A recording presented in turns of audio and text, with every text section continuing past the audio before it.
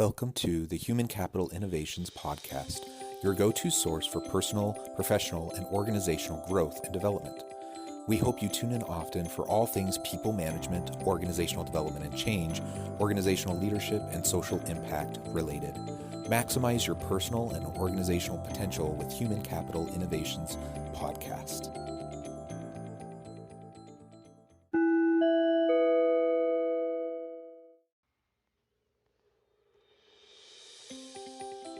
Welcome to the Human Capital Innovations Podcast. In this HCI Podcast episode, I talk with Chris Yoko about creating and sustaining a transformative company culture and driving corporate social responsibility with impact.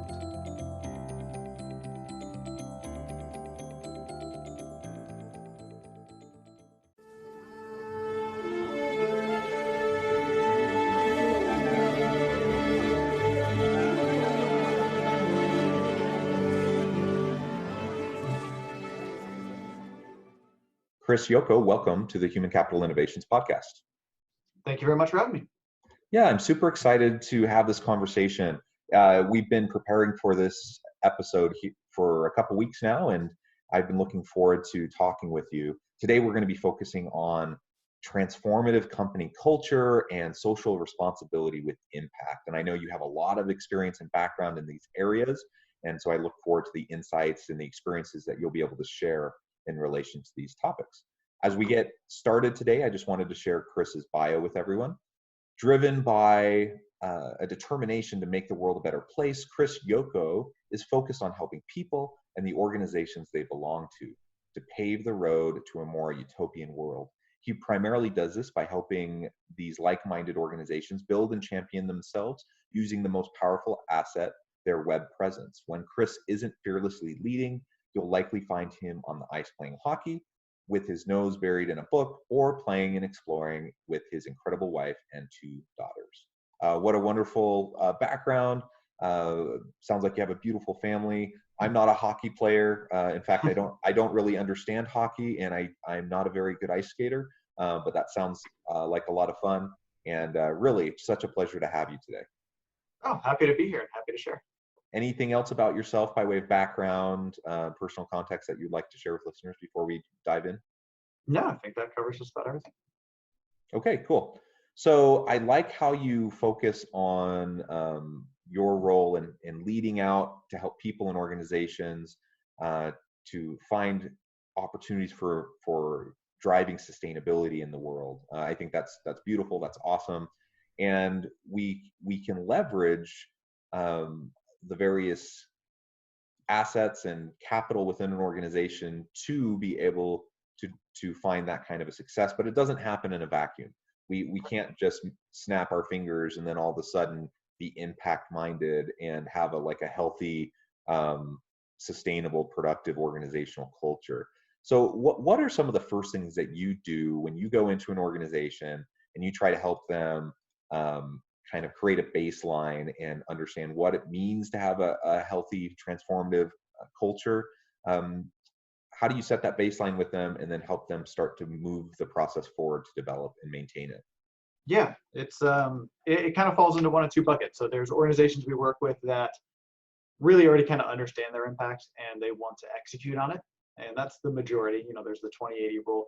80% of organizations, they have that aspiration and they know they can do something more impactful, and they're wondering exactly what that is, how it aligns with their core business, and how they can use that to move forward. And so in a lot of those cases, which tend to be more the kind that are in the same situation that you mentioned, it's kind of coming in to first begin to understand where there are the pillars of alignment within the organization. That tends to start with the people. So you start to kind of hear okay, what kind of things have attracted the people to the organization? What's always been interesting to me is you tend to find, while they may have never consciously talked about it, there are certain things that brought this group of people together, certain commonalities that they have, and certain reasons that people that, they don't get it, didn't stick around in the organization, certain people did.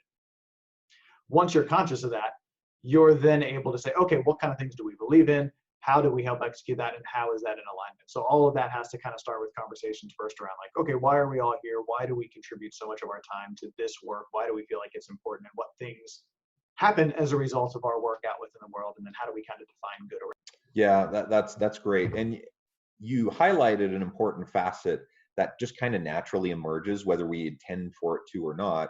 And that is that people tend to be attracted to or repulsed from our organization based on our values, based on the culture that emerges and the fit there, right? So there's a lot of research, for example, around this idea of values congruence and person-organization fit. And when those fits are out of alignment, then people self-select out, and when they're in alignment, you tend to attract those types of people.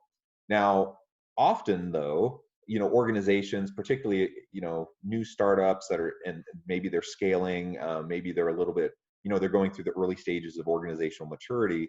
They may not have like a purposeful culture that they've worked to establish. It's just kind of emerged, right? Anytime you get people together, a culture starts to emerge. And so the question then becomes, is it an intentional culture? Is it the type of culture that will actually support and help sustain the organization and your purpose? Are you attracting the right kinds of people? Because it works both ways. Sometimes the culture that emerges may not be a healthy one, and you end up attracting and retaining people that fit with an unhealthy culture that actually will drive unhealthiness within the organization. Absolutely. So we want to be intentional. We want to be mindful about the signals that we're sending through our leadership and how that influences the culture, so that we can get the right people. So you talked about getting everyone around a table, having those discussions. What are the core values? What is our purpose? What is driving us? And that's key to be able to start to establish the baseline, so that we understand we're all on the same page about what we want our culture to be. But saying it and doing it are two different things. So what have you found as you've worked with leaders and tried to get them, first to have the discussions, the conversations, but then to move towards sustainable models of actual practice, to do what they, to have policies, practices, and procedures that are actually in alignment with their stated values and purposes. And so they're not undermining themselves through the way they go about doing their business. It's one of those kind of weird things, because it's something that you state, and like you said, it's easier to do than to say, but at some point you have to say it and then start to make that a reality, and you've got to kind of put it out there. So it's almost like somebody who comes up to you and they say like, hey man, I stopped smoking. And it's like, oh, that's great. Like, congrats. How long have you been not smoking? And they're like, last one was, 2 hours ago. And it's like, well, that doesn't seem like a historic achievement. If they stick to it, and that was indeed kind of the fork in the road, that's a big deal. And the same thing happens at the company culture level. There's a couple of things where you say like, I use us as an example. At a certain point in 2014, we said, we're only going to work with organizations that are aligned with the mission and philosophies we believe in. And then we had to go through the process of like firing a handful of clients that didn't fit. And that was kind of the harder pill to swallow, because I think especially all businesses, but especially people that have more of an entrepreneurial mindset, still have like that high score running in the background where they're like, yeah, but like revenue's the number to go after. And it's hard to cut away with that. But ultimately, after we had let those clients go, it was the fact that we said like, oh, we only work with these kind of clients. And they're like, oh, really? Like, how many of those have you worked with? Well, like 2 right now, but at some point it will be more. And then the hardest part of that, it's really easy to get people to say it and to get like really like pumped up and like, this is who we're going to be. And then to fall right back into those old behaviors. It's the hardest part, just like the quitting smoking. It's getting through that first gap and forming new habits. And those are the things you have to be really intentional about. Some people just through pure force of will do it. But for most others, you've got to have some stuff that you write down and make you kind of stick to your guns and create those new habits. Because it's just, you go through what is it? Unconsciously incompetent, unconsciously competent, consciously consciously incompetent cycle.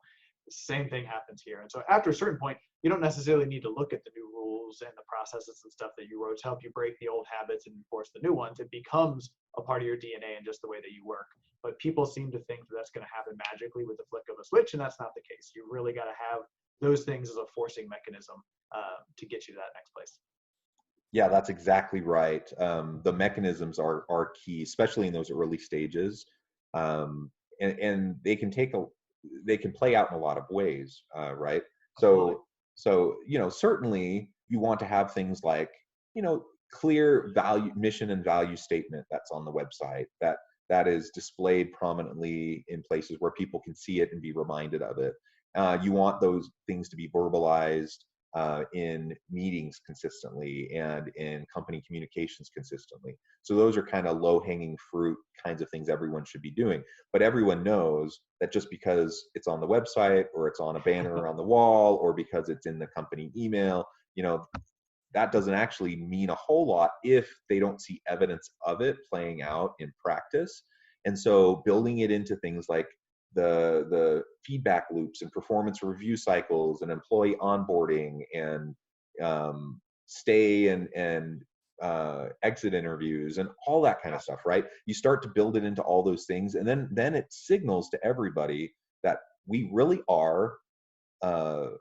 do feel like this is super important, that we're committed to this, and enough so that we're going to do the hard work of building it institutionally and systematically building it throughout the organization. And then that starts to help build that muscle memory in people to develop those habits. And then you don't have to be like totally indentured to like processes and procedures, and things will flow and innovate over time, and you'll have adjustments and you need to be able to pivot. But building that muscle memory of those types of behaviors and having leaders who model the types of culture that they want to have and see amongst their leaders and amongst their people, it's just really, really important. And what I see over and over and over again is organizations that know their purpose.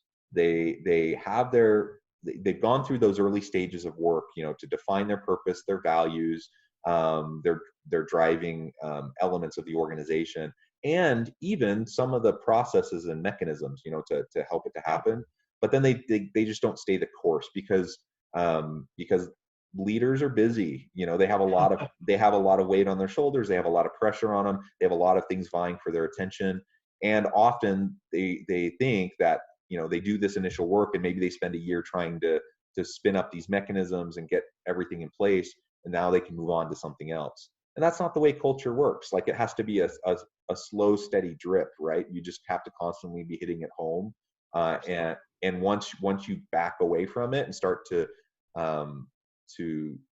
have your attention wane towards those types of healthy cultural elements, then people will naturally start to revert back to old habits, or they'll start to, cut corners, or, find different ways of doing things that will perhaps increase efficiencies, but reduce, and diminish the kind of culture that we're shooting for. So how do we avoid that? And what are some ideas that you shared with organizations in the past, and how they can sustain that kind of a healthy culture?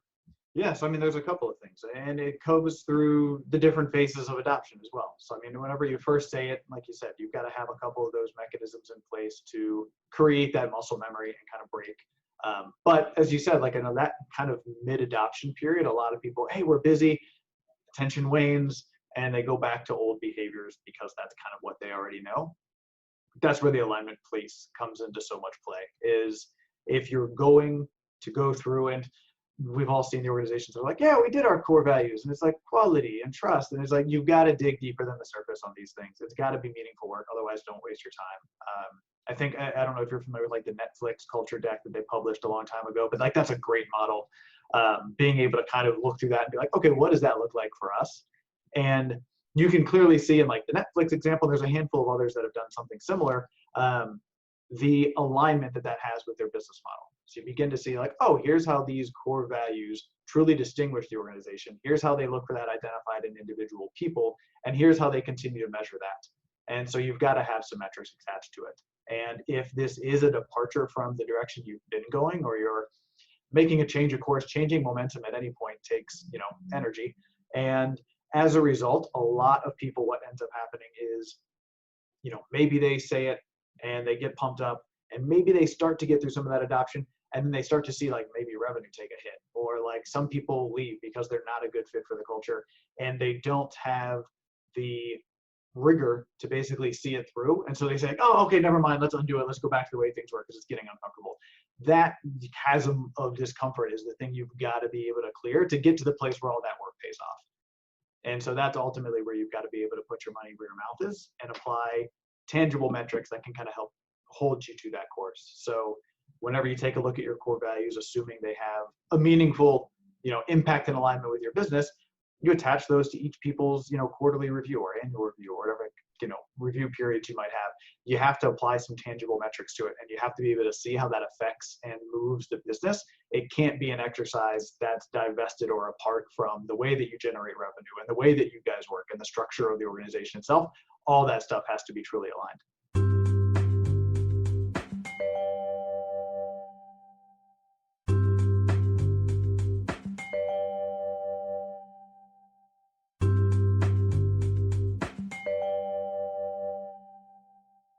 Yeah, that alignment is really key, and it's not easy to find, right? And you often you often have to have an iterative process, which also speaks to the importance of continual attention to your cultural initiatives, right?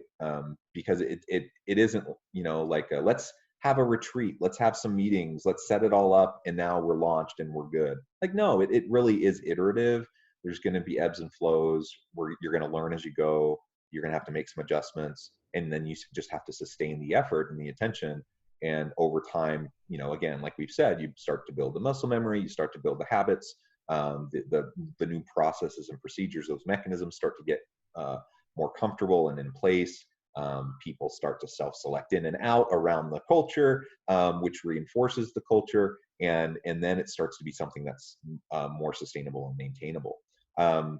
So those are some great thoughts and some great tips. Let's pivot a little bit now. I want to take a little bit of time to talk about corporate social responsibility and doing work with impact.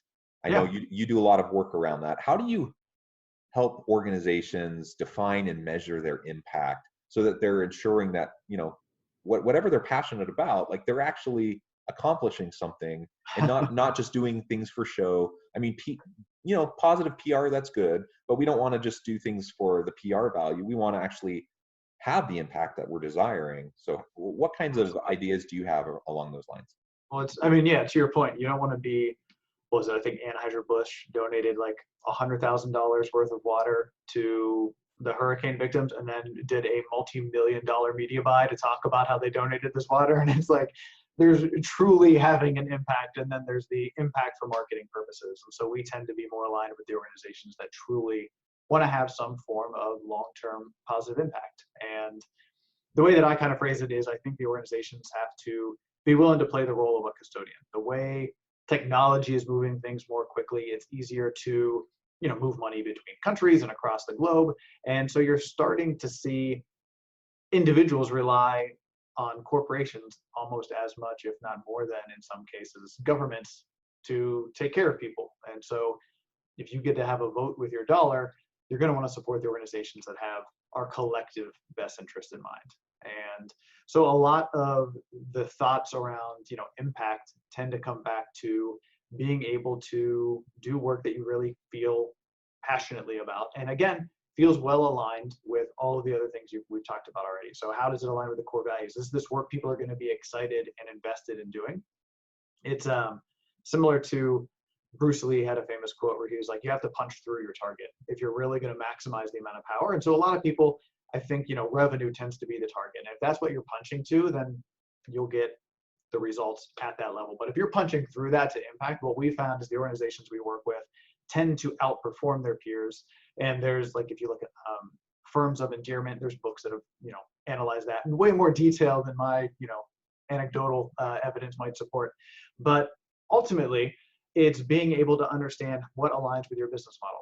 And so in some cases, it is as simple as we work with an HR recruiting and culture consulting company.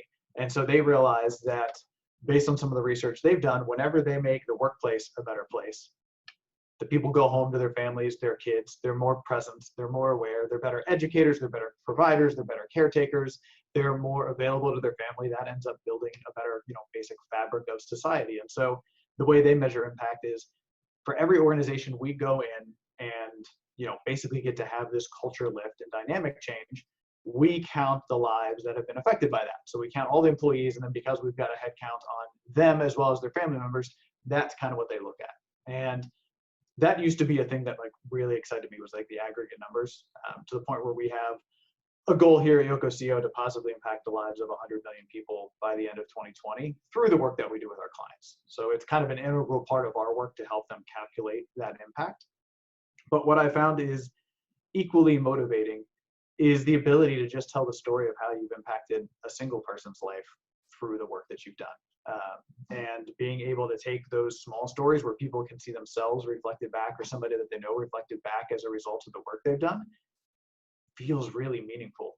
And what I found is it gives us a reason to kind of come, and you can come to your computer and answer emails and type away and code and design or do whatever it is you do all day and not feel like you've had any tangible difference on the world until you hear those stories. That, hey, as a ripple effect of the work that you've done, this little girl got heart surgery that she needed. This person got an education in a town. One of our clients helps provide internet, like node-based internet to tribes in Africa. One of the women there learned how to program, now programs for a company based in America, and has brought a level of wealth to her tribe that was unseen beforehand. And like, those are the kind of things that are possible. But the person who made that possible was basically just uploading a bunch of how to program content onto a bunch of hard drives so it could be delivered and set up in a node network. They would have never seen the impact of their work. And so what I find is, while the aggregate numbers are really important to be able to kind of calculate and measure your impact, those detailed stories at an individual level are the thing that get people really excited about the work they do and tend to be willing to get energy out of the work that they do, as opposed to lose energy by putting their effort into the work. Yeah, absolutely. I think a combination of those quantitative metrics and analytics, along with the qualitative stories that we can really demonstrate, dig deep, and demonstrate in the lives of real people. It's powerful stuff. And it's hard. It's hard work. It's hard to get to impact. It's hard to assess, right? If it was easy, then you wouldn't have organizations reaching out to firms like yours to help them do it. And I do a lot of that kind of work myself, and it is tricky work, but it's very valuable in many ways. And fulfilling. And fulfilling, and it lifts everybody. So yeah. That's just wonderful. I used to work construction, and so it was great whenever you work construction. Like, it's tiring. Like, you're tired at the end of the day. But you could go to an empty field and then a week later be like, that house didn't exist before. Like, we built somebody a home, and like get to see the fruits of your effort. And whenever you're just doing it here, you don't get to see any of that. And so the opportunity for those stories to come back and really let you know that your work had an impact, I think, is really meaningful. Yeah, absolutely. Well, Chris, it has been a real pleasure talking with you. The time has flown by. And we're almost out of time for today, but I wanted to make sure I gave you a chance to take the last word and to share with listeners how they can get more connected with you and find out more about what you're doing. Sure. To find me personally, it's chrisyoko.com. So ChrisYoko.com. And then the company's name is Yoko CO, YOKOCO.com. And as I mentioned, we're marching towards, I think we're going to surpass our 100 million people positively impacted by the end of this year. And so we've got a couple of fun things we've been working on that I think are going to be beneficial to all of society that we'll be able to share more on in 2021. So if you're interested in helping with that stuff and being a part of some stuff that can really help, we think in the long term change the world for the better, find us there, connect with us, or jump on the newsletter or something, and we'll keep in touch, and we'll have some exciting stuff to share at the turn of the new year. Awesome. Thank you, Chris. And it's such important work. I applaud you for everything you're doing. Thank you for all the effort around that. And I think particularly in the times that we're in, it's been a super interesting year. A lot of stuff is being thrown at people, not just with the pandemic, but with all of the socio-political and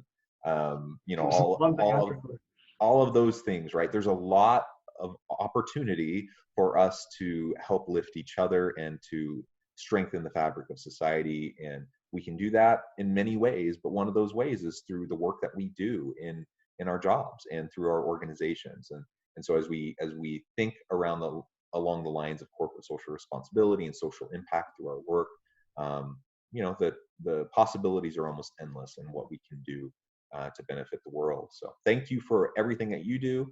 I hope listeners will reach out and get connected and find out more about how you might be able to help them.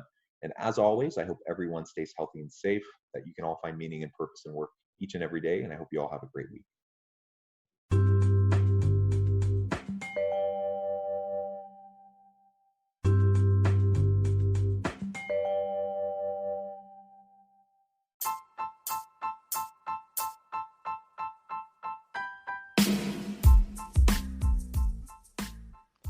We are excited about the launch of HCI's new magazine, Human Capital Leadership.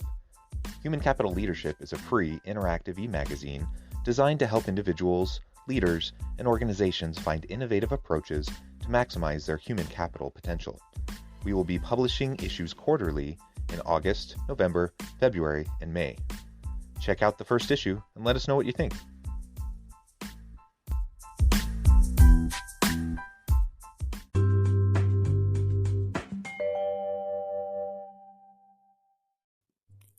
Thanks again for joining us for this episode of the Human Capital Innovations Podcast. I hope you stay healthy and safe and that you have a great week.